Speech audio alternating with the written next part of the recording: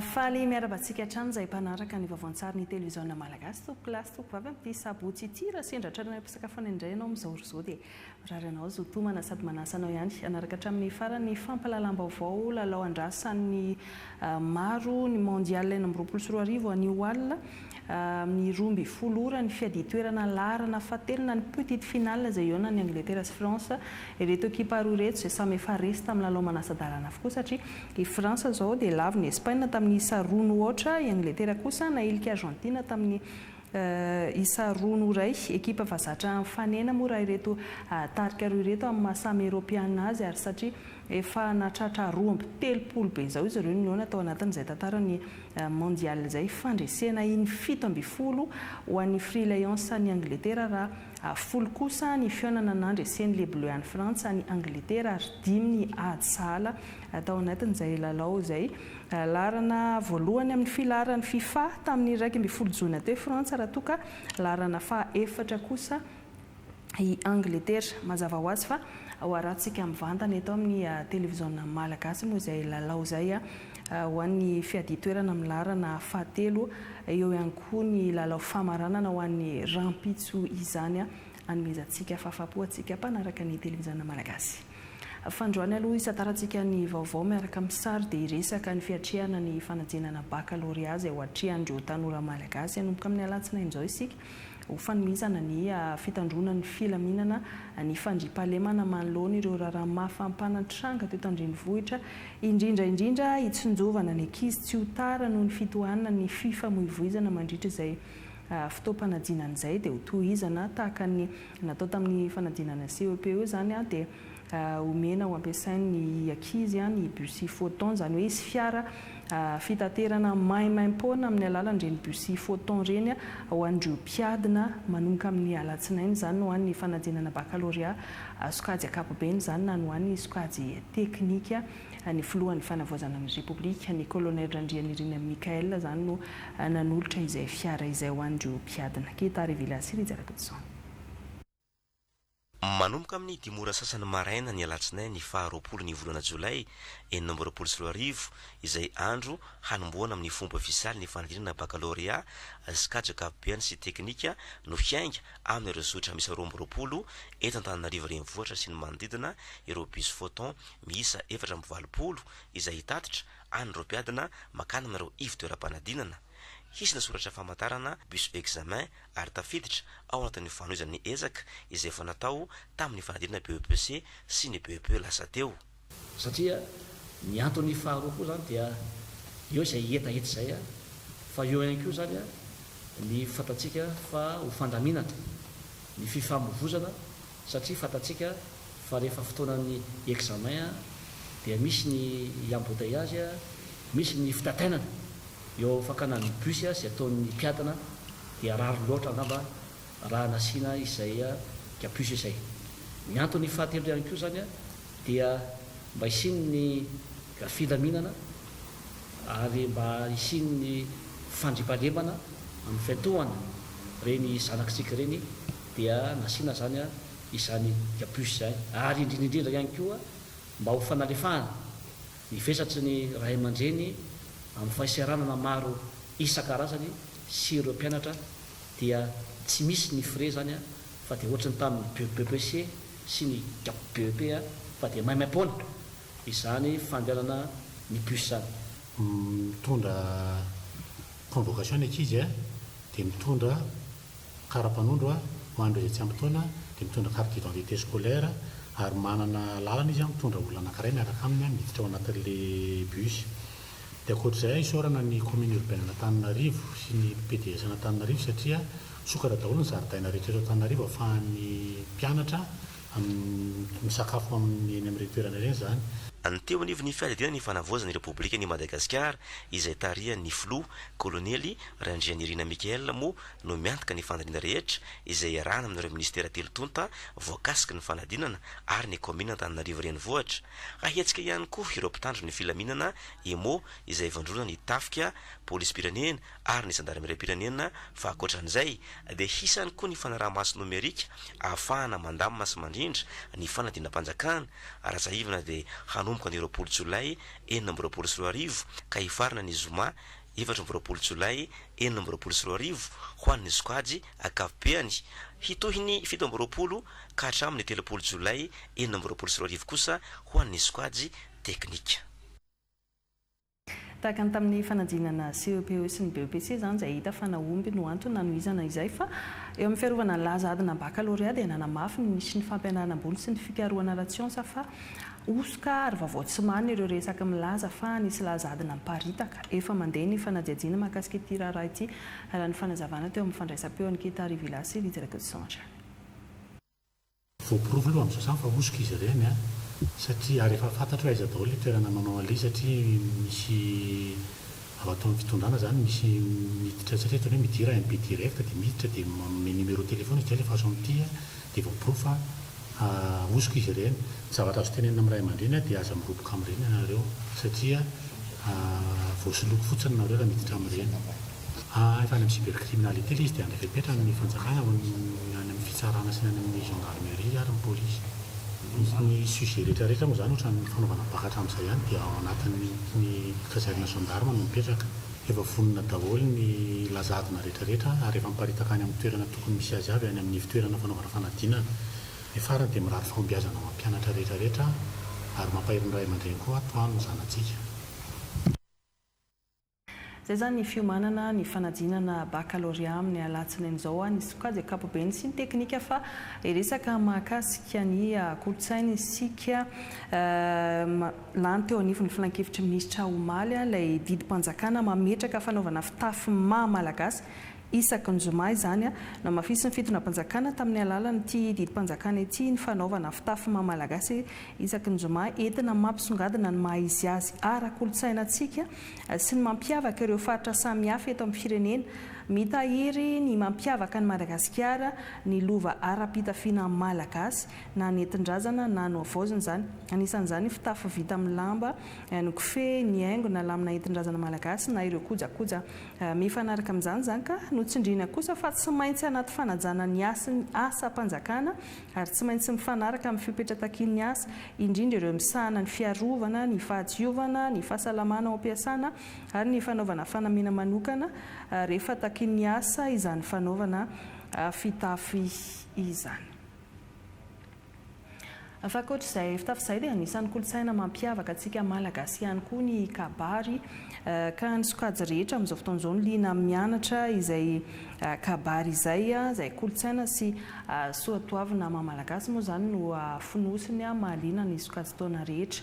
Ny fandalinana ahafahana mamolaka ny vava sy ny fisainana hay andahateny dia eo amin'ny herintaona eo raha ho an'ny fimpimana ny fikambanan'ny mpikabary malagasy. Anisan'ny navita fianarana amin'ny kabary izay ireo mpianatra navoaka androany misa 370 izy ireo ka inandriana zavatra maro sy fanirikelino hitondra ny vaovao manodidina izay. Raha teny am-piandohana 410 mirahalahy olon-dehibe zoky olona no liana hianatra kabary teo anivon'ny fikambanan'ny mpikabary malagasy ankehitriny tanora vehivavy voasarika hianatra andahateny imasom-bahoaka. Ny kabary mihitsy zany no ankehitriny zao efa aretsaina tsy azo tsapahitanana ho an'ny zanak'olombelona tsy ho antsika eto Madagasikara irery dia izay indrindra hoe tsy vitana olona eo amin'ny sehatry ny hoe sokajy voatokana fa mila miara-misa lahy ary hitantsika raha fa nanontany-ketsa aza efa mibetsaka ihany koa zany reny zany ny atao hoe solofidimbony ala fa mbola tsy tena mpikabary izy reny manefy sahady ireo ankizy ireo tanora andraindraiky satria sakana ihany izany hoe tsy fahaizana amin'ny kabary na fahaizana amin'ny teny imasom-bahoaka na dia eo aza ny fahaizana mampalalana tsy ny teny ambara ihany fa ny soatoavina malagasy koa izay ao anatin'izay hoe kabary izay. Ireto andian'ny eny mangamanga ao anatin'ny fimpima faritany Antananarivo ireto nianoka nandritra ny herintaona tao anatin'ny kolotsaina sy ny soatoavina malagasy notolorana mari-pahazotoana ny tany-ketsa mari-pahaizana kosa ho an'ny lehibe mari-pahaizana izay eritreretina atao ara-panjakana miaraka amin'ny lafim-pampianarana mifandraika amin'izany. Ao anatin'ny famolavolana ny rijateny isika amin'ny fanatanterana zany ary rafitra ara-panjakana izy io fanirina zany ny amin'ny andron'ny kabary amin'ny fahadimy folo volana janoary ho amin'ny taona ho avy io zany a no anomboatsika anolorana an'izay a certificat misy amin'ny casier rouge zay a zay ara-panjakana mihitsy zany everina mihitsy azy a fa isy a fanadina-panjakana mihitsy mba azonana io a ka anasokajina ny pikabary anankiray ho antsona hoe pikabary matianina eken'ny fanjakana sy ara-panjakana. Vovonana anisany andinika izay fanavozana izay ny zaikaben'ny Fimpima. Isaky ny efa-taona dia misy ny zaikabea na fionambe ny fikambanan'ny pikabary malagasy maneran-tany. Any Mahajanga no toto-saina ny 17 Jolay ka hatramin'ny faharoan'ny volana Aogositra izay eo ambany fiarovan-dehibe ny filohan'ny fanavaozana ny Repoblika eo ambany fehiny ny ministry ny serasera sy ny kolotsaina. Fionambe ny pikabary amin'ny fotoana io ary anasana ny rehetra ihany koa satria herinandron'ny kabary fifampizarana ny kolotsaina maro lafo manerana nosy eo ihany koa moa zany ny fivoriana, ny atrikasa, ny zara-talenta, ny faribolan'ny pikabary, ny diabe. Ialoavan'ny sahobin'ny pikabary ny 24 Jolay izao ny fanandratana ny maha-malagasy amin'ny alalan'ny teny. Kolotsaina malagasy izay fa nisan'ny kilalaon-tsaina japonais nampidina teto Madagasikara ary maro mpilalao kosa ny jeu de go 17 taona lasa izay tao anatin'izay fotoana izay dia efa maro ireo lalao nandraisan'ny Madagasikara anjara tamina fifaninanana iraisam-pirenena ary efa manana ny association Go Madagasikara ihany koa isika no marina tamin'ny alalan'ny tournoi moa izany fa 17 taona ny jeu de go eto Madagasikara izany izay notanterana teny amin'ny ambasadan'ny Japon. Ao ampahafantariny orosorandriamanana amintsika misy kokoa mahakasika izay jeu de go izay sy ny tantarany. Ao anatin'ny kolotsaina sinoa, japonais ary koreana ny kilalaon-tsaina go na jeu de go. Araka ny tantara sy ireo boky miresaka momba ny jeu de go dia tany Chine no nipoirany 3 taona talohan'i Jesosy Kristy. Izany amperora Yahoo izany no namorona ity kilalaon-tsaina ity mba hanabeazan'ny zanany lahy Danzo tamin'izany fotoana mba hita izanany sainy hanana fifantohana tsara. Fa ny japonais no nanova ny fitsipika sy niezaka nanaparitaka ary nampahafantatra ity lalao ity maneran-tany. Ary nandray azy Madagasikara tamin'ny taona 1976 tamin'ny alalan'ny Razafindrabemanitra. Za moa mpanao échec tao amin'ny cercle germano malagasy dia nahita olona lalao échec foana isaka ny sabotsy zany dia mahita autrichien 6e dan ny jeu de go. Ianaro izy fa tsara io dia nametraka condition izy ampianary fanorona ao izy dia ampianariko jeu de go ianao. Ny jeu de go moa zany tahaka an'izay jeu de faritany. 17 taona nisian'ny jeu de go teto Madagasikara. Efa maro ireo mpilalao malagasy no efa matianina sy nandray anjara tamin'ny sehatra iraisam-pirenena toa ny aigo, lalaon'olo-tokana sy ny pergo, lalaon'olon-droa miaraka. Nanao karaté dia sendra nahita jeu de go satria asmatika dia tiako be hoe lalao vao hitako. Mampivelatra ara-tsaina be ilay izy dia amin'ny olona koa lasa manana patience be dia tia manao défi. Lasa manana stratégie amin'ny fiainana hafa mihitsy zany ilay izy. Ny fanonjy tamin'ny jeu de go tonga dia raiki-po tanteraka mihitsy. Maromaro izay ny nandraisanay anjara na teto Madagasikara na tany ivelany ihany koa dia anisan'ny nahazo voalohany foana isika malagasy hain'ny gasy zany ilay izy. No mariana tamin'ny alalan'ny grand tournoi teto amin'ny ambasadan'i Japon ny fahadimy amin'ny 30 taona ny jeu de go teto Madagasikara. Nampiavaka azy ny fananana sary famantarana association Go Madagasikara. Ity zany logo a Madagasikara dia io no safidinay tamin'ny fifanitsanana satria be dia be zany nandray anjara dia ny antony tiavanay an'io sary io guido io zany le misy mainty fotsy io tsika eto Madagasikara ihany manana ny guido tsara tarehy io dia io ny sary nataon'le mpandray anjara dia io safidinay. Amin'ny volana Desambra no famaranana ny fahadimy amin'ny 30 taona ny jeu de go. Nankasitraka ny fanomezana lanja ity kilalaon-tsaina ity ny ambasadan'i Japon nampiantrano ny fanamariana izay notrono ny taleny vakoka eo anivon'ny ministera ny serasera sy ny kolotsaina.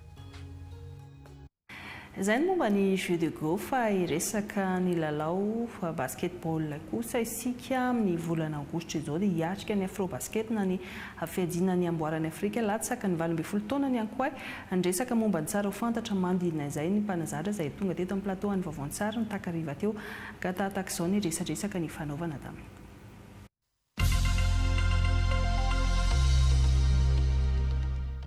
Arak'izany dia miaraka amintsika eto ny mpanazatra ny ankoay U18 ato amin'ny akaviako ato misy Andra Samuel Natojoery sy ny mpanazatra mpanampy Donga Jerry Herman miaraka anareo rola tonga sao tao anatin'ny vaovantsara ny televiziona malagasy vao mahita anareo zany dia tonga dia mieritreritra ny afrobasket aloha satria izay no anisan'ny vaovao malaza amin'ny volana aogositra io hiatrika izay fiadinan'ny tompon-daka ny Afrika izay ny ankoay amin'ny volana aogositra io manahoana sy manahoana ny programa inavy ireo daty tsara fantatra ao anatin'izay afrobasket izay. Falamaraba madame Antsy ary mankasitraka ny TVM manandray anay amin'izao fotoana ny fampahalalam-baovao zao. Hiatrika ny fifaninanana eto Afrika milatsaka ny 17 taona tokoa ny ankoay fifaninanana izay ho atao any Côte d'Ivoire amin'ny fahaenina ka hatramin'ny 12 ny volana aogositra avy izao. Fa alohan'izay dia mbola hiatrika ny fifanitsanana zany isika ao anatin'ny zone 6 sy 7 izay ho tanterahana manomboka ny 15 ny volana jolay ka hatramin'ny faraka amin'ny 30 volana jolay izay ho atao any Zimbabwe izy io. Nanahoana sy nanahoana koatra ny fifantenana andreo ekipantsika malagasy latsaka ny 12 taona ireo ary manahoana ny fanomanana rehetrarehetra amin'izao fotoana izao hiatrika izay ekipa andrarezina aty Afrika amin'ny lalao basketball izay. Ny fédération malagasy ny basket dia manana politika nanomboka tamin'ny 7 tamin'ny fanomanana ny relève sportif dia ny ankizy zany tonga ato anatin'ny kategoria latsaka ny 12 taona izao dia efa nandalo fifaninanam-pirenena anankiroa farafahakeliny zany hoe nandeha tamin'ny fifaninanam-pirenena latsaky ny 14 taona aloha dia avy eo mandalo amin'ilay fifaninanam-pirenena latsaky ny 19 taona aloha dia zay vao tonga aty zany hoe fantapantatra dia ny any am-boaloha zany be da be ireo ankizy efa nofantena ny isaky ireny fifaninanam-pirenena ireny dia rehefa tonga aty amin'ny latsaky ny 12 taona zany dia efa misy base ngeza be base de données izay efa mipetraka ao anivon'ny direction technique nationale dia avy amin'ireo no akana sy antsona ireny ankizy andrafitra ny ekipam-pirenena ireny. Raha ny fanomanana dia efa nanomboka teo amin'ny 2 volana teo zany ireo ankizy ireo no tonga teto Antananarivo ny manerana ny nosy dia efa nanomboka ny fanazaran-tena izay isan'andro tsy tapaka mihitsy manao fanazaran-tena zany ireo izay natao teto Antananarivo izy io. Ny tena moambara dia ankehitriny efa vonona ny ekipa satria efa akaiky dia akaiky ny fiangana dia manantena fa azo vokatra tsara tsika any Zimbabwe. Efa fantatra ihany koa hoe ireo mpifanandrana amintsika sy ny fahaiza-manaon'izy ireo. Madame Antsy sy ny mpijery efa fantatra ny adversaire izay any Zimbabwe tsisa moa zany fa ny Zimbabwe sy ny Namibia. Efa fantatra ihany koa ny filalao sy efa nifananjana tamintsika izy teo aloha donc tsy manano tsara sa azo alaina tsara ny ticket izay andehanana any amin'ny afrobasket. Raha tsy diso tamin'ny taona 2024 tsika no niatrika lalao afrobasket farany matetika ny fandraisantsika anjara amin'izay lalao iraisam-pirenena izay inona ny tena antony sy ny mahazava-dehibe ary ny tanjana ao anatin'ireny ho anareo anivon'ny fédération. Ny fédération malagasy ny basketball dia manana an'izay politika fanomanana ny hoavy zay zany hoe manatan-ketsa dia reny indrindra ny amin'ny fampirisihana ny ankizy sy ny fitazana ny ankizy zany hiakatra bebe kokoa amin'ny sehatra matianina. Ny faninanana iraisam-pirenena tahaka itony zany ny tena ahafahan'ireo tanora ireo miatrika ary ahafahan'ireo tanora ireo koa mivelatra kokoa amin'ny zao tontolo zao zany. Tsara ho marihana hoe ny mpilalao antsika zao niatrika an'ilay afrobasket tamin'ny farany ahitantsika Andry Madiry, Donovan, Selova izay ankehitriny efa mila ravinahitra any États-Unis dia vokatra avy amin'ny fandraisantsika anjara tamin'ny afrobasket ka misy manantentsika efa reto ankizy izay mandrafitra ny ekipam-pirenena amin'izao reto koa dia andeha amin'izay lalan'izay mba ahafahana manainga sy mampirisika ny ankizy hoe afaka ahafahana mivelona tokoa ny sport rehefa hoentina amin'ny sehatra avo sy matianina. Izay nambaranao izay hoe fa ela zany ny omana mpilalao-tsika mazava ho azy tahaka izay ihany koa ianareo mpanazatra sy ny nivony ny fédération ho vinatra zany no anainga ny ekipantsika ary izy avy no andrafitra n'izay délégation izay. Raha ny azo aloha zany dia ny lakamisony aignany délégation malagasy 12 ny mpilalao 3 ny mpanazatra dia misy ny dokotera zay angambany dia anao ny 4 match zany no andeha atao any Zimbabwe dia manao match aller retour amin'ireo équipe anankiroa tsika dia zay voalohany ihany no mamonjy ny Côte d'Ivoire manao le Afrobasket. Amarana ny resaka rarotina ihany fandalovana ireo eto amin'ny vaovaon-tsary inona no teny fanitanana na fankairezana ho an'ny mpilalao na ho an'ny mpiray tandrazana izay manohana ihany koa satria voninahim-pirenena no rovana ao anatin'izay lalao izay. Ny voalohanteny aloha dia fisaorana ny malagasy rehetra satria ny basket taranja basket dia anisan'ny be mpanohana eto Madagasikara satria raha io palais de sport ananantsika amin'izao io efa tsy ombotsony rehefa misy ny fifaninana-pirenena na misy fifaninan'ny resa-pirenena. Ny fanentanana angamba dia hoe ny fanohanantsika an'ireo ankoay ireo satria ankoainy atsika dia manentana ny malagasy rehetra mba hitondra-bavaka ary anohana tanteraka an'ireto zandrikely reto satria vao miditra ao anatin'io sehatra avo io ireo mbola mety misy ny tahotahotra kely isan-karazany dia ny fanohanantsika mianakavy ny tena zava-dehibe ao anatin'izay Afrobasket zay. Iray fo indray zany tsika malagasy ao anatin'izay lalao basketball ny Afrobasket izay amin'ny volana aogositra ankasitrahana ianareo mpanazatra sy mpanazatra mpanampy ny ankoay U18 antolo izay tsara ho fantatra rehetra tato anatin'ny vaovaon-tsary dia mametraka ny mandra-piona.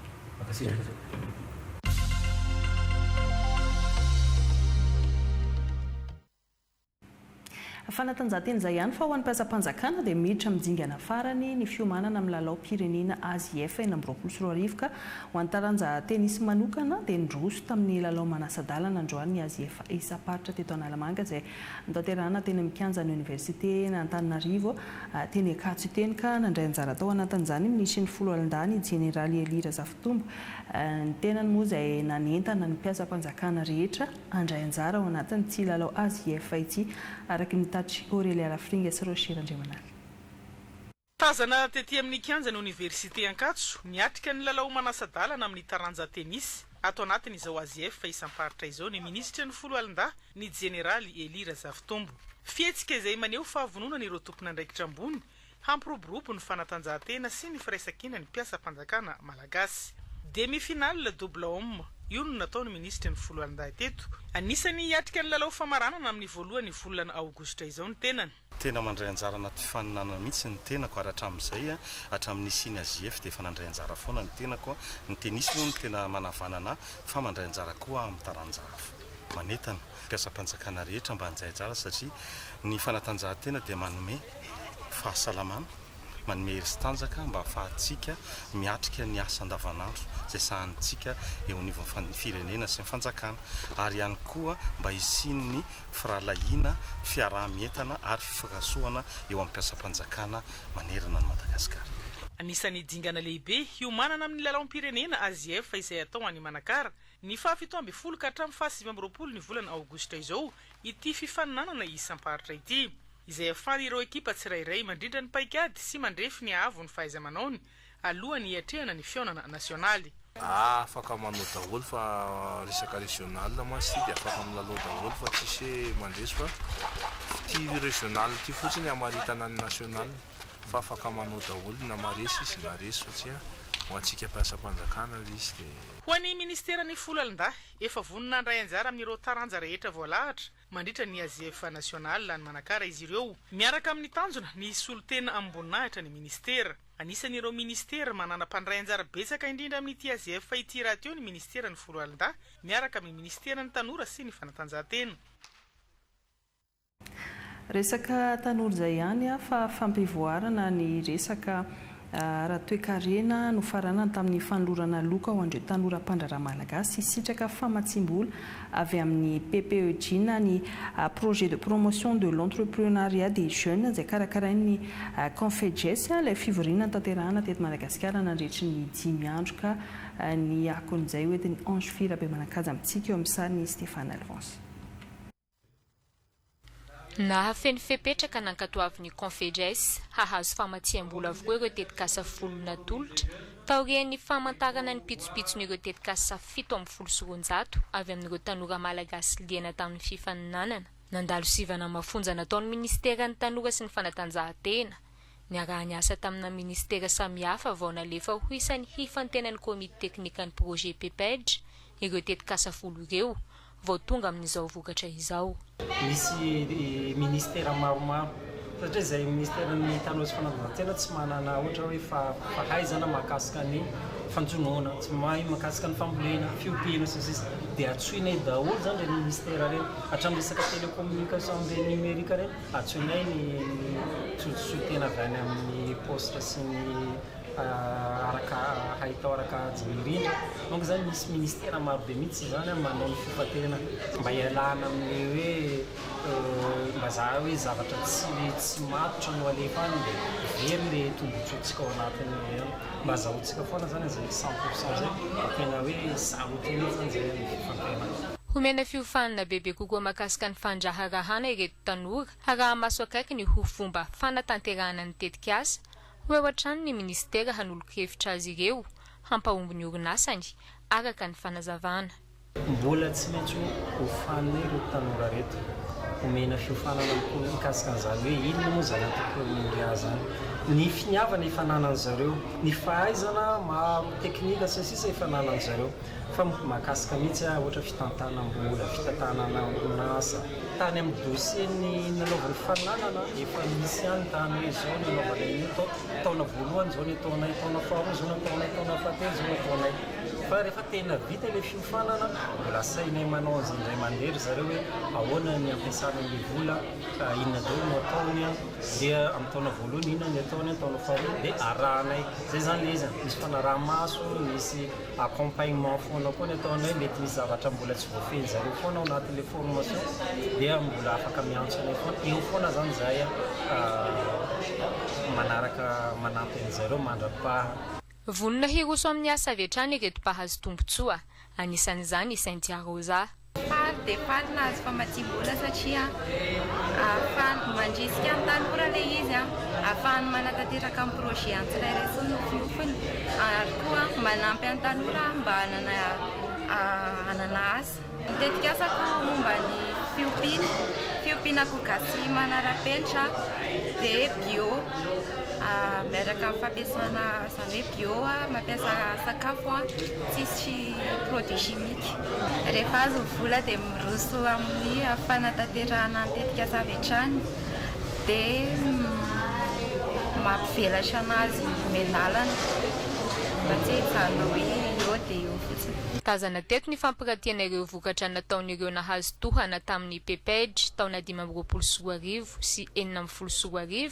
ahitana ny farimamy, orinasa Wiosy, faritra Iorombe, mpamokatra divay sy ranom-boankazo azo tehirizina vita amin'ny fary, ny Ekoko, orinasa eto Antananarivo, mpanamboatra pomboninkazo amin'ny alalan'ny fibra koko na ilay ivelan'ny voanio ilay vakina vao mahita ny voanio azo hoanina iny, ny Agripreneur Mada, orinasa ovakinan-karatra, mpamokatra zezika, miompiompy mpanomerony ihany koa, ny Aroma Trade, orinasa ovatomandry, mpamokatra huile essentielle sy huile végétale, ary ny Tubi Quirex, orinasa hotoliara fa efa misy sampana eto Antananarivo, mpamokatra cuir amin'ny alalan'ny raketa. Ny Tubi Quirex izay efa mivelatra amina sehatra iraisam-pirenena ka ho an'ny Chine atsoatsy hitondra ny vokatra ao aminy. Resy lahatra ireto delegasion avy amin'ny Confejes fa matotra ny tanora malagasy amin'ny lafin'ny fandraharahana raha nitsidika ireo orinasa efa nahazo tohana tany aloha. Fanohanana tanora trany misy torolalana fizarana traikefa fanohanana ara-pamatsimbola tohana avy amin'ireo mpanapa-kevitra ireo ny tombony ho azon'ireo tanora mpandrarana hatrika ilay hetsika rentrée de jeune patronat de Madagascar tanterahana amin'ny volana oktobra izao. Ao ampahafantariny prise karakoronanazana sy Roger Andriamanala ny andindinin'izay. Azon'ireo tanora mpandrara atao tsara ny mivelatra amin'ny tontolo ara-toekarena misy eto Madagasikara na dia betsaka aza ireo fanamby tsy maintsy atrehana. Io indrindra no antony nahatonga ny fikambanana jeune patronat de Madagascar ny safidy ilay lohahevitra hoe ahoana ny ahafahan'ny mpandrara hialehibe kokoa mandritra ilay hetsika ara-toekarena antsoina hoe rentrée des jeunes patronat de Madagascar atao eny Ivato ny 8 sy ny 9 oktobra ho avy izao. Lohahevitra amin'ity édition ity passage à l'échelle na ahoana ny fahafahan'ny orinasa anankiray miakatra amina dingana manaraka zay angamba ny tenenako azy mba ho ivelatra kokoa ny orinasany na resaka chiffre d'affaires na ny resaka fomba fitantanana ny andrano akroa zany dia ho resahana eo ny andro voalohany ny manahoana manany moa ny contexte eto Madagasikara raha ohatra ka hoe orinasa anankiray te hivelatra tena afaka mivelatra tokoa hoe eto Madagasikara rehefa manana orinasa zay le fanontaniana voalohany amin'ny andro voalohany dia fanontaniana faharoa amin'ny andro faharoa tena manana ny traikefa ve ny eo amin'ny mpandraharaha androany apropobon'ny orinasa ny lehibe kokoa dia zay ny anarano anitra n'io andrano akroa io ny zavatra tena andrasany ahy angamany avy amin'ireo manam-pahefana dia ny voalohany indrindra fantongavana voalohany indrindra dia ny faharoa ny fifampiresahana sy ny fifampianoana dia ny fifampiresahana sy fifampianoana tsy ho atao décoration fotsiny fa tena atao resaka tena eo amin'ny latabatra mihitsy amin'io andro io ary tena tsara mba hisy zavatra mivaingana mivoaka avy amin'io fotoana io manodidina ny 300 ireo tanora mpandraharaha andrasana amin'ny fotoana io ho avy avokoa ireo mpanoha anara-teknika sy arabola hisy fifanakaloza-kevitra sy torolalana ho an'ireo mpandraharaha tanora manana fanontaniana amin'ny mila valiny mandritra ny hetsika izay karakaran'izy ireo ny valitry ny 6 oktobra ho avy izao fotoana izay hanomezana sehatra ireo mpandraharaha tanora latsaky ny 5 taona. Fa 20 Jolay androany ankalazaina maneran-tany ny andron'ny Nelson Mandela na Mandela Day. Io raha teo ny daty nahaterahany Nelson Mandela zany izay fantatra izao tontolo izao amin'ny ady tamin'ny fanavaka vaham-bolokoditra satria nampiova ny fomba fijery Afrika manontolo sy izao tontolo izao lasa mariky ny fahafahana sy ny rariny ny fampihavanana sy ny sisa i Nelson Mandela raha mbola velona moa ity filoha teo aloha tao Afrika Atsimo ity dia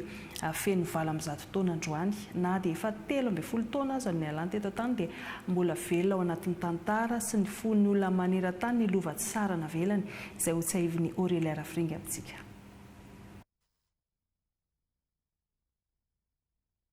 Rivo tao mizevo Afrika Atsimo i Nelson Rolihlahla Mandela. Pisolo vava no asany tany am-boalohany saingy niditra tamin'ny tolona hanoherana ny rafitra apartheid izy taty aorina.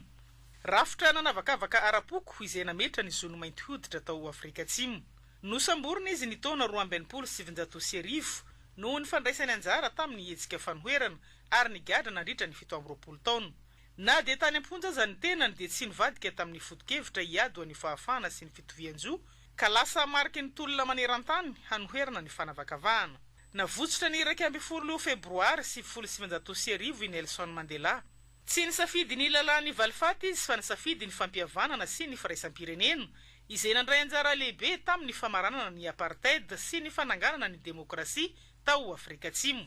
Ny taona 1770 nahazo ny loka Nobel ho an'ny fandriampahalemana niaraka tamin'ny Frederick William de Klerk i Nelson Mandela. Heritaona taty aorina voafidy filoham-pirenena ny Afrika Atsimo ka izy no filoha mainty hoditra voalohany nitondra ny firenena. Ny fantoka tamin'ny fanarenana ny firaisan-kinam-pirenena, ny fampiroboroboana ny zon'olombelona ary ny fanatsarana ny faripainan'ny vahoaka ny fitantanana. Nodimandry ny 5 Desambra 2012 teo amin'ny 5 taona ny Nelson Mandela. 70 taona amin'ny ity taona 2012 ity izy raha mbola velona teo. Na izany aza mbola velona ao am-pony olona sy ao anatin'ny tantara ny lovana velany izay mitondra hafatra momba ny fahafahana, ny rariny, ny famelan-keloka ary ny fandriampahalemana. Lehilahy mahery fo nanova fomba fijeriny Afrika sy izao tontolo izao anisan'ny teny nahafantarana azy dia ny hoe ny fanabeazana no fitaovam-piadiana mahery indrindra azonao ampiasaina hanovana izao tontolo izao.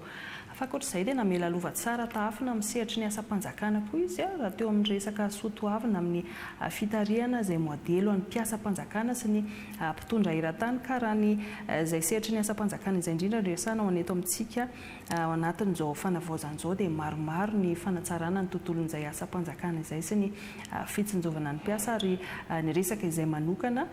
tamin'ireo vahoaka tany mananjary ny minisitra tompona andraikitra nambarany fa ho asiana fanovana ihany koa ny resaka fandehanana misotro ronono an'izay mpiasa-panjakana eto amintsika izay araka ny famitam-baovao ny Lionel Clerdo sy José Emmanuel Solitena ny televiziona malagasy any Mananjary. Ny fanojony etaeta sy ny loharano hoy ny ministry ny asa sy ny fampananana asa ary ny asam-panjakana nandritry ny fionana tamin'ireo solotena ny mpiasam-panjakana taty Mananjary satria dia ny fifampiresahana sy ny fifanantonana tahaka izao no ahafahana mamahan'ny olana ary pirofo mitohaka amin'ny tendana izao fa ny fitondram-panjakana izay mijoro ankehitriny dia manakaiky sy miheno ny etaetan'ny vahoaka. Ny fandraisana mpiasam-panjakana moa zany dia singa iray amin'ny fampananana asa. Ny ministera mitantana na miandraikitra no manolotra ny filana. Rahantsika malala fa hatramin'izay taona maromaro ny fandimby izay dia tamin'ity taona 2024 ity no nisy fandraisana mpiasam-panjakana maro indrindra na amin'ny isany na amin'ny sokajy. Nivoaka iny ny valin'ny fifaninanana fandraisana polisy nasionaly, mpianatra ao zandaro, mpianatra manamboninahitra sy manamboninahitra lefitra miaramila. Fa amin'isika mizaka izao dia nivoaka ihany koa ny filazana fa misy fifaninanana handraisana mpiasam-panjakana maromaro. Raha ny mpianatra ho polisy nasionaly fosiny azy dia 570. Eo ny amin'ny postra, eo ny any amin'ny fahasalamana, ny any amin'ny fampianarana teknika sy fanofanana arak'asa,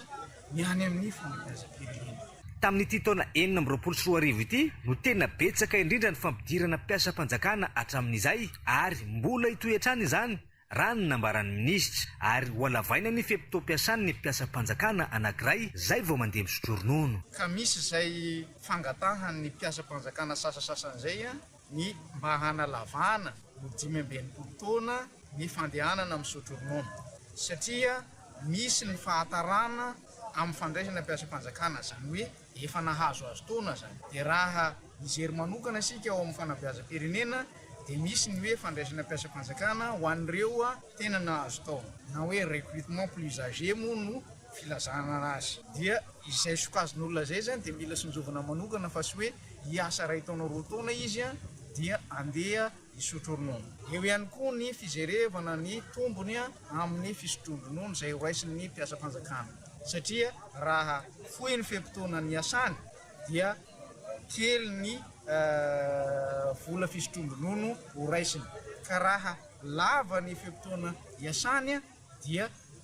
manamana tombo ihany koa ny vola fisotron-dronono izay horaisiny hiatrehan'ny fahanterany sy hotambin'ny fanompon'ny firenena nandritra ny fepitoana ny asany. Sy ny rehetra nefa no ahazaka ny fiandrasana ny 15 taona handeha hisotro ronono dia ny vinavina zany dia 15 taona, 80 taona, 15 taona. Hosokafana tsy ho ela ihany koa ny fitaleava-paritra ny asa sy ny fampananana asa ary ny asam-panjakana ty amin'ny faritra Vatovavy satria dia efa ao anatin'ny famaranana tanteraka ny fanamboarana azy amin'izao fotoana izao. Vaovao mikasika ny fambolena tany Tsirono Mandidy faritra Bongalava ny minisitra tompona andraikitra ny fampidinika tamin'ireo mpiantsehatra rehetra nanao dinikasa momba izay sehatra ny famokarana izay mba hanokafana ny guichet agricole any amin'ny commune Kadinontsakay. Ny tanjona ao anatin'izany dia nisitrahany tantsaha ny tombotsoa ary ny vinavinaina asiana fanitarana izany fanitarana ihany koa ny resaka fotodrafitrasa araka ny vavoana ampitan'ny Jenila Barson sy Eric Rekotoarivelo. Mba hanatsarana sy ampitombona ny vokatra sy ampivoarana ny fahazahoan'ny tantsaha tombotsoa dia vinavinaina hosokafana amin'ity taona 2024 ity ny guichet agricole izay efa tsy nampiasaina nandritra ny taona maro. Io ny dinikasa nataon'ny minisitry ny fambolena sy ny fahaleovantena ara-tsakafo nandritra ny fitsidihan'ny faritra Bongalava taty amin'ny kominina Kadinontsakay. Niarahana tamin'ireo mpisehatra amin'ny famokarana sy ireo tompon'andraiky mpanjakana taty atoerana. Ny zavatra misy anefany dia rahantsika mahita fa namany petrapotsiny ihany ity toerana ity ary natao karazana fitehirizan'entana ka tsy miasa amin'ny tokony iasany. Raha ny tokony ho izy zany dia tokony ho hitato na ny famatsim-bola ihany koa, ny mpamatsy-vola madinika, ny FDA na ny Fonds de développement agricole kanefa noho ny tsy fahatomombanana izay misy zany na eo amin'ny jiro na eo amin'ny rano sy ny fampandehanana amin'ny ankapobeny an'ity fitoerana ity dia tsy miasa izy reto. Nefany raha ny fahitantsika azy dia fotodrafitrasa tena natao hanampy ny tantsaha mihitsy izy reto ireo fitaovana ireo ihany koa dia fitaovana tena natao ampiasain'ny tantsaha hanatsarana ny famokarana izay ataony ary mazava ho azy fa nandaniany ny fanjakana vola tsy toko tsy forohana ny toerana toy itony kanefa dia mipetraka fotsiny ka noho izany dia tonga eto izany ny ekipan'ny ministera mba hifampidinika sy fanapatapakahatra amin'ireo mpisehatra rehetrarehetra mba hahafahana mampiasa an'ireto toerana izay nandanitsika vola ireto mba ho tombontsoan'ny tantsaha sy hanatsarana ny fomba famokarana aty amin'ity faritra ity. Zava-dehibe ho an'ny tantsaha tokoa ny fitoerana toy izao hoy be ny tanàna ka manantena ny sokafan'izany tsy ho ela ny tantsaha-mpamokatra aty amin'ny komunina Kadinondry Sakay. Saotra manokana fitondram-panjakana izay nijery ny komunina Kadinondry Sakay ary makasitraka nanao andriamatoa minisitra tonga aty amin'ity toerana izay ihany amin'ny 20 kilometra miala ny renivohitry Madagasikara fa tonga ianao. Zany midika fa nitiana tsy mahalavy tany malala tsy mahalalin-drano. Ho anay olom-boafidy solon-tenan'ny vahoaka eto amin'ny komunina Kadinondry Sakay efa nisy ihany izy ity ohatra malaza tsy nanana tahaka ny vilia atsahony izy teo aloha teo fa zay kosa nefa manantena ankehitriny rehefa mandalo anao dia miandro ny vahoaka ka raha sitraka ao andriamatoa minisitra dia miandro zany zay amin'izay fanampiananay tantsaha zay fa zay aloha tsy mahalala ny pitsopitso mibedabe amin'ny tsy mahateknisianina anay fa raha fa hoe misokatra le izy vonona sy vanina dia ho avy ny vahoaka rehetrarehetra mpandray tombontsoa mba handray an'izay tombontsoa zay fa kaikaiky ry zareo avidim-barika mba ny hevitra zany dia hoe rehefa misy ny famatsiana ohatr'izay miodina tony toerany tony dia famme tsara dia na dia hoe izao ary ny vidim-bary fa raha fa betsaka ny vokatra dia betsaka ihany koa no azo ahondrana sy amidy amin'izay dia mba mifamenao zany le izy. Ny guichet unique moa dia ivitoerana natao hifaneraseran'ny tantsaha amin'ny fanatsarana ny tombotsoany eo amin'ny famokarana, fifanakalozana, hijerenany masom-boly ary ho asipanitarana ihany koa ity guichet unique ity, hoy ministry ny fambolena sy ny fahaleovan-tena Ratsakafo. Vaovao fametrahana fandriam-pahalemana nahazo komisarian'ny polisy vaovao ny amin'ny distrika Ankasibe ary tonga dia miasa avy hatrany taorian'ny fitokanana araka ny vaovao entiny mahatrara marikotsy tsy tohaina araka Dalfontsy. Anamafisana ny fiarovana ny vahoaka sy ny fananany ary ampanjaka ny filaminam-bahoaka ato amin'ny distrika Ankasibe no tanjona amin'ny fanokafana komisaria eto an-toerana. Tafiditra ao anatin'ny politika mpanjakana ihany koa anamafisana ny fandriam-pahalemana sy ny fanakakezana ny vahoaka. Sendrasendra ny fananganana izao komisaria ny polisy eto Ankasibe izao. Nateraky ny filanana izy teo amin'ny sehatra ny filaminam-bahoaka izy ity. Indrindra taorian'ny firongatry ny tranga fakanakeriny izay ny tranga teto Ankasibe sy manodidina nandritry ny taona 2024. Ireo tranga ireo dia niteraka tebiteby teo amin'ny ponina ary nanamafy ny filana fanamafisana ny fisiny mpitandro filaminana eto toerana. Amin'ny fanamafisana ny fitaovana sy ny rafitra ety miaro ny vahoaka, hanatsarana ny fisorohana sy ny fampitorana ny ekokabevava ary hanamafisana ny fiarah-miasa amin'ireo mpitandro ny filaminana sy ny vahoaka amin'ny ady amin'ny tsy fandriam-pahalemana. Komunina 520 no mandrafitra ny distrika Ankasibe izay manana velara-tany midadasika mahery ny 307 kilometatra toradroa amperinasa avy hatrany ny komisaria Ankasibe.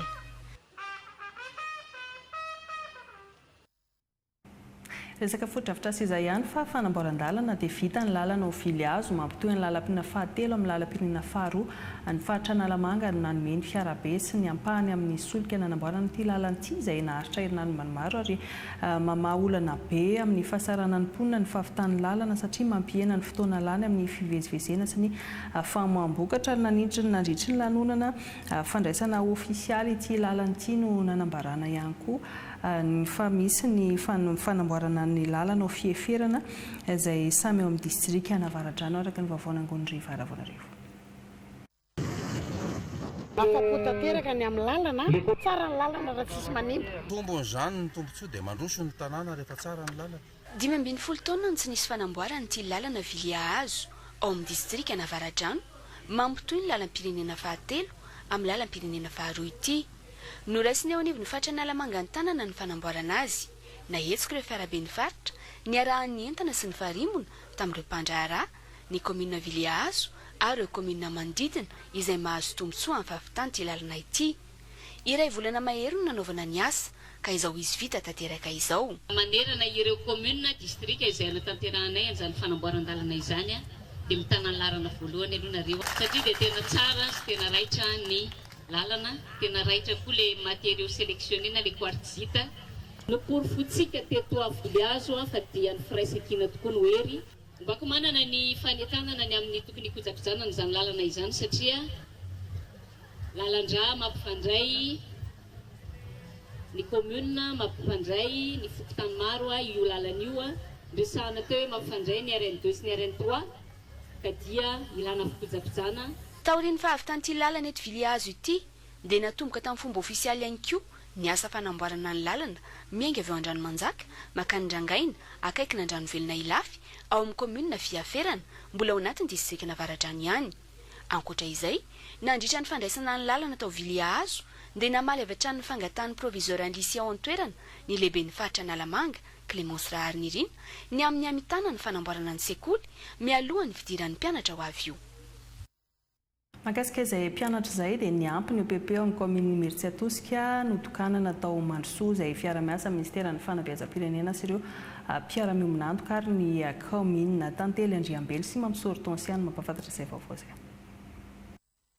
Efitrano fianarana vaovao telo natokana ho any ambaratonga fototra no naorina eto amin'ny EPP Mandrosoa Imerintsiatosika. Ankizy mahery ny 25 no isitraka izay fototra afitrasa izay. Dingana lehibe anehoana ny finiavana ampisy ny fitohizan'ny fanabeazana eo amin'ny kilasy fanomanana sy ny ambaratonga fototra. Eo ihany koa ny anafoanana ny fitsoanan-daharana an-tsekoly. Fiara-miasa teo amin'ny Kozama izay nitoana ny vondrona Aksiana no nahavitana ny fototra afitrasa. Lara-pahamehana angambany ho antsika ahafahana mampitombo ireo ankizy rehetrarehetra mandeha any am-pianarana satria ireo no avin'i Madagasikara, ireo no andray anjara rapitso amin'ny fampandrosoana ny firenena dia izay no mahatonga anay hoe ny fampianarana ny zava-dehibe indrindra. Fototra foana amin'ireo ankizy ny vaindon-draranay satria izay ihany koa hoe raha salama tsara ny ankizy dia afaka mandeha mianatra izy dia afaka milehibe mirihary. Ankoatr'izay moa izay dia nampianay koa ny resaka fanatanjahantena satria tsy manerery ny fampianarana fa eo koa tsy ny saina rery fa mivatana ihany koa dia mila tazaina. Ny fananganana fotodrafitrasa na dia kely arany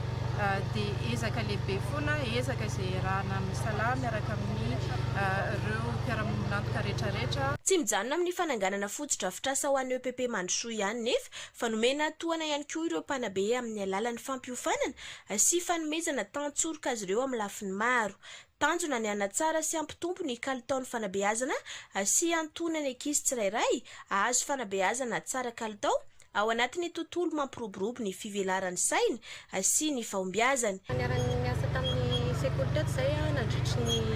taona izay taona 2024 izay nanomboka niditra ny asa teto Itasy dia tao anatin'izay ny sampitananay amin'ny sekoly ity teo ny fahavononana indrindrandrindra ny mpanabe sy ny tale an-tsekoly izay anisan'ny tena hoe critère andraisanay anazy ankoatran'izay efa hoe atotanisa azo eo anivon'ny Ministera fanabeazam-pirenena moa izany. Hita fa betsaka ny mpianatra eto ary tsy mifanaraka amin'izay ny fotodrafitrasa misy. Dia tao misy ny fiara-mientana rehetrarehetra izany tao anatin'izay ny Kozama manao an'ny resaka fiofanana ara-pedagogika sy ny tohana isan-karazany ny Fondation Action nanao ny fotodrafitrasa sy ny lamina isan-karazany. Nahazo tombony amin'ny fisian'ity fotodrafitrasa vaovao ity ny komuna Imerintsiatosika. Rahantsika manao ny fotodrafitrasa ratsy be misy amin'izao io ny ankizy mitombo, ny mpianatra mitombo, tsy mifanaraka amin'ny toetrandro fitsony ihany koa ilay fotodrafitrasa. Ny teny aloha izany hoe tsy ilaina ilay izy tena zava-doza be fa dia tena hita hoe tena ilaina ary mipaka tanteraka manamaivana ny sekoly ny antony tombony fotodrafitrasa afaka mianatra tsara ny mpianatra. Manamaivana ny ray aman-dreny satria ny ray aman-dreny ny tokony hanao cotisation amin'ny maha FRAM sy ny fefy azy fanatsarana foto-drafitrasa maivana be ny ray aman-dreny satria raha tokony andoha participation ngezangeza ny ray aman-dreny lasa tsy misy satria natolotra maimay koa na foto-drafitrasa na dia teo aza ny fandraisana anjara hoe fitomatomana zavatra kely nataon'ny olona ohatran'izany. Ankoatra ny fahavitany sekoly dia napetraka ihany koa ny vady fototry ny kianja fanatanjahantena izay tsy afa-misaraka amin'ny fanabeazana. Takina ao anatin'ny fandaharam-pianarana rahateo ny fampiasam-batana sady fialam-boly ho an'ny mpianatra. Natao fanohanana ny fanabeazana sy ny fivelaran'ny saina ankizy tsirairay amin'ny fanatanjahantena. Fanatsika ny vaovao ankasitrahany isika nanaraka izany hatramin'ny farany azam-boly misaraka amin'ny televiziona malagasy. Mbola naraka fandarana manokana isika rehefa avy eo ivaniana ny message jovial izy administrateur judiciaire ny groupe Sodiaty amin'izao fotoan'izao iresaka manodidina ny fampiodinana ity orinasa ity no lohahevitra ho resahana ao anatin'izany. Aorian'izay amin'ny 12 alina isika dia mbola naraka ny alalao amin'ny fiady toerana larana fahatelona ny petite finale izay eo ny